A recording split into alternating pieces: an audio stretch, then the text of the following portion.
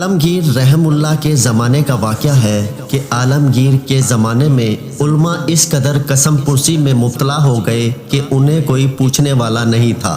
عالمگیر رحم اللہ چونکہ خود عالم تھے اس لیے اہل علم کی عظمت کو جانتے تھے۔ انہوں نے علماء کی قسم پرسی کی اس حالت کو بدلنے کے لیے یہ تدبیر اختیار کی کہ جب نماز کا وقت آ گیا تو عالمگیر رحم اللہ نے کہا، ہم چاہتے ہیں کہ آج فلاں والی ملک جو دکن کے نواب ہیں وہ ہمیں وضو کرائیں۔ چنانچہ جو دکن کے والی تھے انہوں نے 7 سلام کیے کہ بڑی عزت افزائی ہوئی کہ بادشاہ سلامت نے مجھے حکم دیا کہ میں وضو کراؤں۔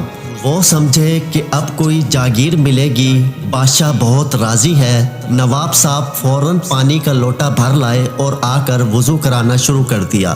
عالمگیر رحم اللہ نے اس نواب سے پوچھا کہ وضو میں کتنے فرض ہیں؟ نواب صاحب نے ساری عمر کبھی وضو کیا ہوتا تو انہیں خبر ہوتی۔ اب وہ حیران کہ کیا جواب دیں۔ پوچھا واجبات کتنے ہیں؟ کچھ پتہ نہیں۔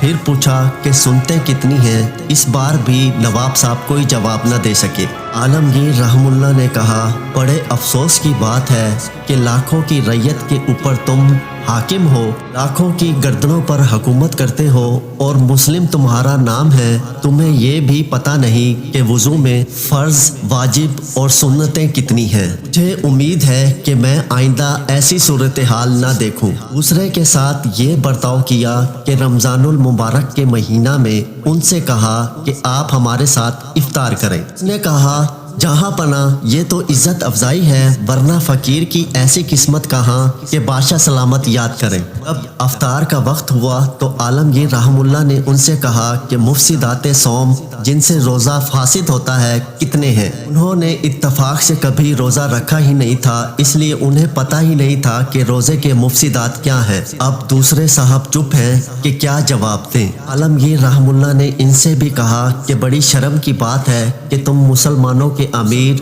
والی ملک اور نواب کہلاتے ہو، ہزاروں آدمی تمہارے حکم پر چلتے ہیں، تم مسلمان ریاست کے والی ہو اور تمہیں یہ بھی پتہ نہیں کہ روزہ فاسد کن کن چیزوں سے ہوتا ہے۔ اسی طرح کسی سے زکوٰۃ کا مسئلہ پوچھا تو اسے زکوٰۃ کا مسئلہ نہ آیا، کسی سے حج وغیرہ کا پوچھا تو اسے وہ بھی معلوم نہ تھا۔ عرض یہ کہ سارے فیل ہوئے اور عالمگیر رحم اللہ نے سب کو یہ کہا کہ میں آئندہ ایسا نہ دیکھوں۔ بس جب یہاں سے عمرہ واپس ہوئے، اب انہیں مسائل معلوم کرنے کی ضرورت پڑی تو علماء کی تلاش شروع ہوئی۔ اب علماء نے ناچ شروع کیے۔